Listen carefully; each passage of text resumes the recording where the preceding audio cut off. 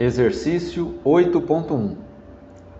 Um vaso de pressão cilíndrico tem diâmetro interno de 1,2 metros e espessura de 12 milímetros.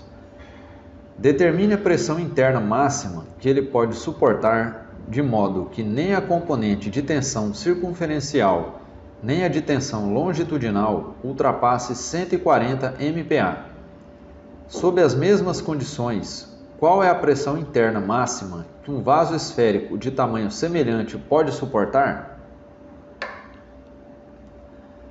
Vasos cilíndricos ou esféricos são muito usados na indústria como caldeiras, tanques ou reservatórios. Quando estão sob pressão, o material de que são feitos é submetido a cargas em todas as direções. A figura ilustra as tensões, o raio da circunferência e a espessura da parede, T.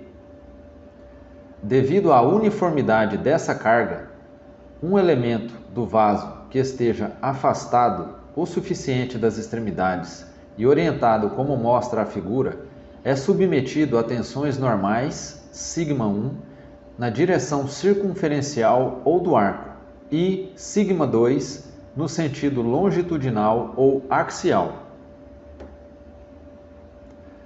No caso do vaso cilíndrico de pressão, a tensão máxima ocorre na direção circunferencial. Então, temos a equação σ1 igual a PR sobre T, onde σ1 é a tensão circunferencial ou do arco.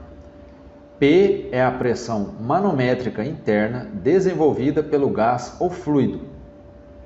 R é o raio interno do cilindro. T é a espessura da parede, onde a relação R sobre T é menor ou igual a 10.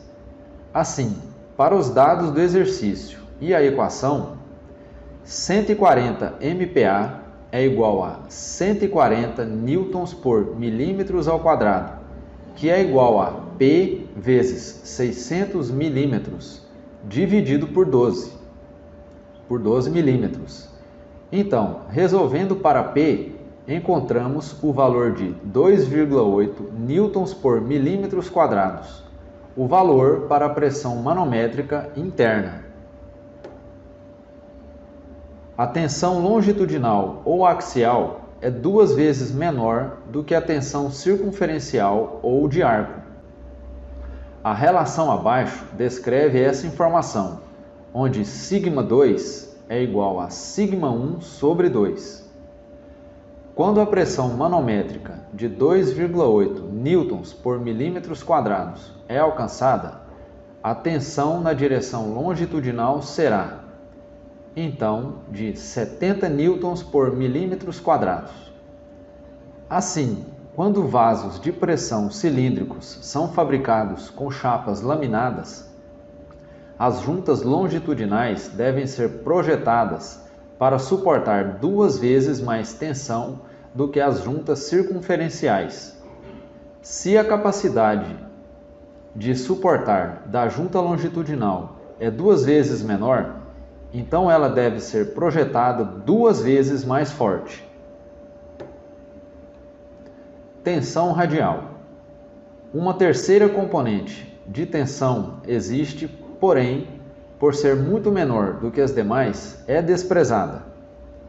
A tensão radial, definida como σ3 igual à pressão manométrica, que é igual a 2,8 newtons por milímetros quadrados, que nesse caso é 50 vezes menor do que a tensão circunferencial, 140 newtons por milímetros quadrados, e 25 vezes menor do que a tensão longitudinal, 70 newtons por milímetros quadrados.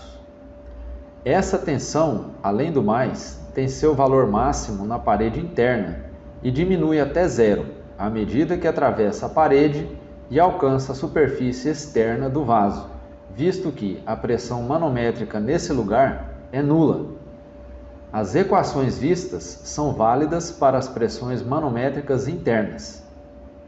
Pressões externas são desconsideradas, pois configuram outra situação. A figura ilustra cada uma das 3 tensões mencionadas até aqui. Σ3 age ao longo de uma linha radial. Vaso esférico. Para o vaso esférico, a tensão máxima ocorre em qualquer das 2 direções perpendiculares em um elemento do vaso.